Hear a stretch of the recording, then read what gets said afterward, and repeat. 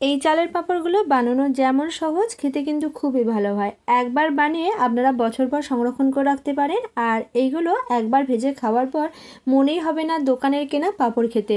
এগুলো এতটা মুচমুচে হয় আর এতটা টেস্টি হয়। আর এগুলো রোদে দেওয়ার ঝামেলা ছাড়াও তৈরি করে নেওয়া যায়। চাইলে এই পদ্ধতিতে এই পাঁপড়ের রেসিপিটি বাড়িতে একবার বানিয়ে দেখতে পারেন। তো চালের পাঁপড় বানিয়ে নেওয়ার জন্য প্রথমেই নিয়ে নিচ্ছি 2 কাপ মতো চাল। আর এই কাপটার মাপ করে আমি সমস্ত উপকরণগুলো নিয়ে নেব। তো 2 কাপ মতো চাল একটা পাত্রের মধ্যে নিয়ে নিয়েছি। আর আমি এখানে দেখুন এই চালের পাঁপড়টা বানিয়ে নেওয়ার জন্য আতপ চাল নিয়ে নিয়েছি। আতপ চাল দিয়ে এই চালের পাঁপড়টা বানালে পাঁপড়গুলো কিন্তু অনেকটাই বেশি সাদা ধপধপে হয়। তো আপনাদের হাতের কাছে আতপ চাল না থাকলে সেক্ষেত্রে এখানে সেদ্ধ চাল দিয়েও পাঁপড়টা বানিয়ে নিতে পারেন। তো এবার এই চালের মধ্যে বেশ কিছুটা পরিমাণে জল দিয়ে দিয়েছি। আর চালটা ঘষে ঘষে খুব ভালোভাবে পরিষ্কার করে ধুয়ে নিচ্ছি। বেশ কয়েকবার জল পাল্টে পাল্টে চালটা খুব ভালোভাবে ধুয়ে পরিষ্কার করে নিয়েছি। এবার এই চালটা একটা ঢাকনা দিয়ে ঢেকে দিচ্ছি আর 4 ঘন্টা মতো সময় এই চালটা ভিজিয়ে রেখে দিচ্ছি। তো এই আতপ চালটা মোটামুটি 4 ঘন্টা মতো সময় ভিজিয়ে রেখে দিয়েছিলাম। এই সময়ের মধ্যে দেখুন চালটা কিন্তু খুব ভালোভাবে ভিজে গেছে। আর চালটা ভিজে যাওয়ার পর এই চালটা আরও একবার খুব ভালোভাবে ধুয়ে পরিষ্কার করে নিয়েছি। এবার এখান থেকে অল্প অল্প ভেজানো চাল একটা মিক্সার জারের মধ্যে নিয়ে নিচ্ছি। তো বেশ কিছুটা পরিমাণে ভেজানো চাল মিক্সার জারের মধ্যে নিয়ে নিয়েছি। আর এরই সাথে অল্প পরিমাণে জল দিয়ে মিক্সিতে একদম খুব ভালোভাবে বেটে একটা মিশ্রণ তৈরি করে নিয়েছি। আর এই মিশ্রণটা দেখুন একদম কিন্তু মিহি করে বেটে নিতে হবে। আর এই চালটা বেটে নেওয়ার জন্য 2 কাপ চালের ক্ষেত্রে আমি হাফ কাপ মতো জল দিয়ে বেটে নিয়েছি। আর এই মিশ্রণটা দেখুন একদম মিহি করে বেটে নিয়েছি, কোনো রকম কিন্তু দানা ভাবের মধ্যে নেই। আর যদি এটা মিহি করে বেটে না নেওয়া হয় সেক্ষেত্রে ছাঁকনির মধ্যে এটা অল্প একটু ছেঁকে নিতে পারেন।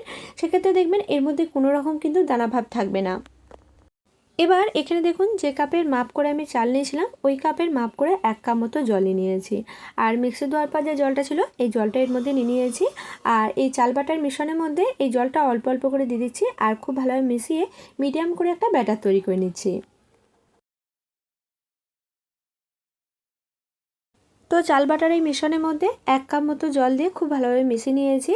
আর এই চাল বাটার মিশ্রণটা কিন্তু খুব ঘন হবে না, খুব পাতলা হবে না, মিডিয়াম ঘনত্বের এই মিশ্রণটা তৈরি করে নিতে হবে। এবার এই মিশ্রণের মধ্যে বেশ কয়েকটা উপকরণ দিয়ে দিচ্ছি।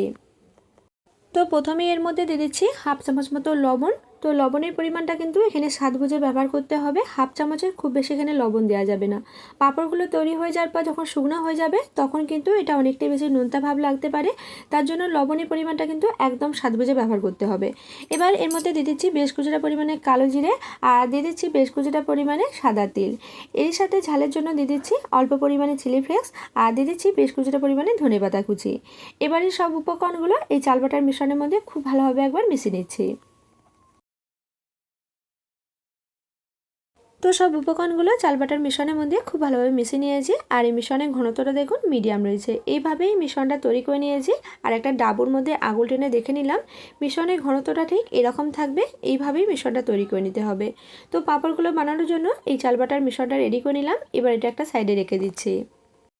এবার এই পাঁপড়গুলো তৈরি করে নেওয়ার জন্য এখানে দেখুন এই ধরনের দুটো স্টিলের প্লেট নিয়ে নিয়েছি। আর এই প্লেটগুলোতে কিন্তু দেখবেন খুব সহজেই পাঁপড়গুলো তৈরি হয়ে যায় এবং তৈরি হয়ে যাওয়ার পর উঠেও যায়। আর এই প্লেটগুলোর মধ্যে অল্প অল্প করে তেল দিয়ে প্লেটের চারপাশে খুব ভালোভাবে লাগিয়ে নিচ্ছি। তো প্লেটটার চারপাশে তেল খুব ভালোভাবে লাগিয়ে নিলাম। এবার যে চাল বাটার মিশ্রণটা তৈরি করে নিয়েছিলাম চাল বাটার মিশ্রণটা আবার একটু খুব ভালোভাবে মিশিয়ে নিয়ে হাফ ডাবু মতো চাল বাটার মিশ্রণ এই প্লেটটার মধ্যে নিয়ে নিচ্ছি। তো হাফ ডাবু মতো চালের মিশ্রণ প্লেটের মধ্যে দিয়ে নিয়েছি। এর থেকে কিন্তু খুব বেশি চালের মিশ্রণ এর মধ্যে দেওয়া যাবে না, সেক্ষেত্রে পাঁপড়গুলো অনেকটাই মোটা হয়ে যাবে। তো এই মিশ্রণটা প্লেটটা এভাবে করে অল্প একটু ঝাঁকিয়ে নিয়ে চাড়িয়ে নিচ্ছি। অল্প একটু ঝাঁকিয়ে নিতে দেখুন খুব ভালোভাবে প্লেটের চারপাশেই মিশ্রণটা চাড়ানো হয়ে গেছে। এবার একটা ছোট হাঁড়ির মধ্যে বেশ কিছুটা পরিমাণে জল গরম করে নিয়েছি আর স্টিলের প্লেটটা এই হাঁড়ির মধ্যে রেখে দিচ্ছি। তো হাঁড়ির মধ্যে স্টিলের প্লেটটা রাখার পর একটা ঢাকনা দিয়ে ঢেকে দিলাম। এবার গ্যাসের ফ্লেম মিডিয়ামে রেখে মোটামুটি 40 সেকেন্ড মতো সময় এভাবেই রেখে দিয়েছিলাম। তারপর ঢাকনা খুলে দেখে নিলাম, দেখুন চালের এই মিশ্রণটা কিন্তু খুব ভালোভাবে শুকনো হয়ে গেছে আর এটা খুব ভালোভাবে সেট হয়ে গেছে। এবার এটা প্লেটটা বের করে নেওয়ার পর আরও একটা রেডি করে নিয়েছি, এই প্লেটটা এর মধ্যে রেখে দিচ্ছি। এগুলো কিন্তু খুব সহজেই তৈরি হয়ে যায়, একটা না হতে হতে আর একটা কিন্তু তৈরি হয়ে যায়। তো আরও একটা রেডি করে নিয়ে ভাপাতে দিয়েছি। আর এই সময় দেখুন এটা অল্প একটু ঠান্ডা করে নিয়ে এটা এক সাইড থেকে খুব ভালোভাবে ছুরি দিয়ে কেটে নিচ্ছি। তারপর এটা অল্প একটু তুলে নিতেই দেখবেন খুব সহজে এটা উঠে যাবে। দেখুন কত সহজে এটা উঠে গেল। আর এটা এতটাই পাতলা হয়েছে, দেখুন অপর সাইড থেকে আঙুলগুলো দেখা যাচ্ছে। একইভাবে আরও একটা তৈরি করে নিয়েছি। আর একইভাবে দেখুন ছুরি দিয়ে সাইডটা কেটে নিচ্ছি, তারপর এভাবে করে এটা তুলে নিচ্ছি। আর এগুলো দেখুন প্রতিটাই কতটা পাতলা হয়েছে। পাতলা করে এগুলো তৈরি করে নেওয়ার চেষ্টা করবেন, এতে করে দেখবেন পাঁপড়গুলো শুকনো হয়ে যাওয়ার পর অনেকটাই কিন্তু ফুলবে। আর এগুলো কিন্তু একই প্লেটের মধ্যেই বানানো যাবে। তার জন্য দেখুন এটা তুলে নেওয়ার পর এর মধ্যে অল্প পরিমাণে তেল লাগিয়ে নিলাম আর হাফ ডাবু মতো চালের মিশ্রণ এর মধ্যে দিয়ে খুব ভালোভাবে চারপাশটা চালিয়ে নিচ্ছি। তো প্লেটের মধ্যে চালের মিশ্রণটা চালিয়ে নেওয়ার পর একইভাবে হাঁড়ির মুখের মধ্যে এটা রেখে দিয়েছি আর ঢাকনা দিয়ে ঢেকে 40 থেকে 50 সেকেন্ড মতো সময় অপেক্ষা করার পর ঢাকনা খুলে দেখে নিলাম। দেখুন কতটা সুন্দরভাবে সেট হয়ে গেছে। আর এগুলো তৈরি করে নিতে কিন্তু খুব বেশি সময় লাগে না, চটপট তৈরি হয়ে যায়। আর এগুলো দেখুন কতটা পাতলা হয়েছে।